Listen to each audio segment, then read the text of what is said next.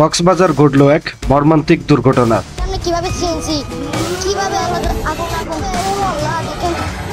সিএনজিকে টেনে হিঁচড়ে দীর্ঘ 1 মাইলেরও বেশি পথ টেনে নিয়ে গেল ট্রেন। এতে সিএনজি অটোরিকশাটি মুহূর্তেই দুমড়ে মুচড়ে যায় এবং যাত্রীদের শরীর ছিন্ন ভিন্ন হয়ে পড়ে। ঘটনাস্থলেই চালক সহ 2 নারী ও 1 শিশু নিহত হয়।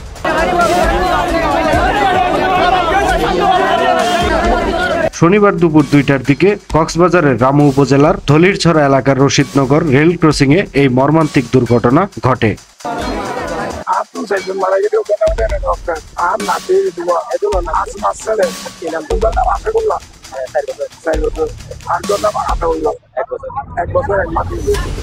নিহতরা হলেন সিএনজি চালক শাহাবুদ্দিন, যাত্রী মর্জিনা ও তার শিশু সন্তান। অপরজনের পরিচয় এখনো পাওয়া যায়নি।